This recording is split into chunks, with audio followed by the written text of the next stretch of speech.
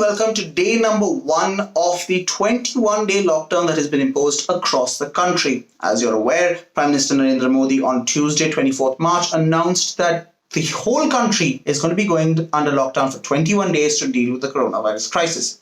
Now, this lockdown order has been passed under the Disaster Management Act, where the National Disaster Management Authority has looked at what's going on and they've said, you know what, this whole coronavirus, COVID-19 pandemic situation, it's serious. It's a disaster for the country, and we need to take urgent measures and issue directions for the government to follow to make sure that this is all sort of addressed and dealt with. Now, they've issued a set of directions to the governments to sort of, whether it's the center, the state governments, everyone has been told to ensure that there's this lockdown. And they've also issued a set of guidelines which will ensure that, this whole thing goes smoothly and we don't have any undue problems. Because now when some of you may have heard the Prime Minister say, don't go out of the house, you'll not be allowed to go out, this is like a curfew. Some of you may have been scared and wondering, what about what happens if I need to go and get essential supplies, if I need to go and get food or medicine? Some of you who work at hospitals will be like, but I have to go and actually do my job. How am I going to go out and do this? Well, there's no need to worry because the guidelines cover all of these things. So we're going to tell you what's in these guidelines.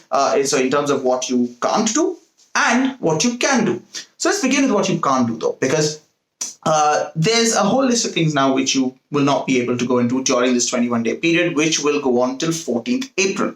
So the number one thing which you will not be able to do, let's start with, I guess, is you can't visit a place of worship. So no going to the temple or the mosque or the gurdwara or the church.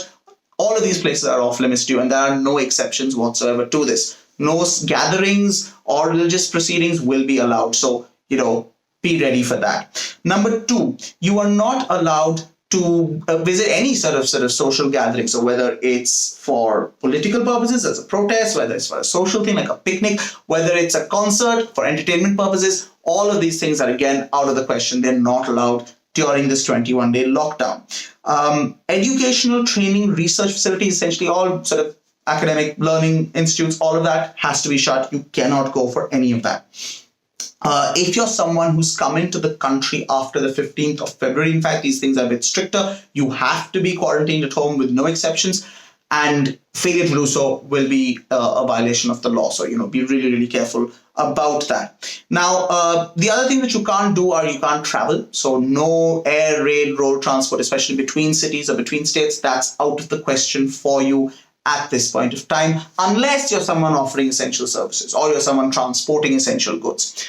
Now, so let's now sort of address obviously the big question, which is what are the essential goods and services which are still going to function as normal? So the number one obviously is hospitals are still going to go on, whether it's nursing homes, smaller hospitals, clinics, ambulances, all the things relating to the hospitals will continue to function. So there's no reason whatsoever to fear about there being problems with that. If you're a medical professional or someone who works at any of these places, you will be allowed to travel both within your city in your area as well as sort of to your place of work, even if that means crossing state borders. So that's all of that very, very important. But now let's really look at the essential goods which are still going to be available to you.